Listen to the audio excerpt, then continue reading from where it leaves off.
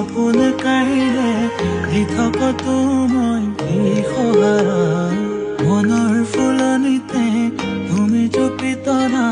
সুবাসেৰে মই আপোন পাহৰা চকুৰে আৰতে চুকিলতা হৈ বিয়পি আছা তুমি দুবাৰতে মোৰ হিয়াৰে চুকত ফুলিছে সোণাৰু মৰমী তৃষা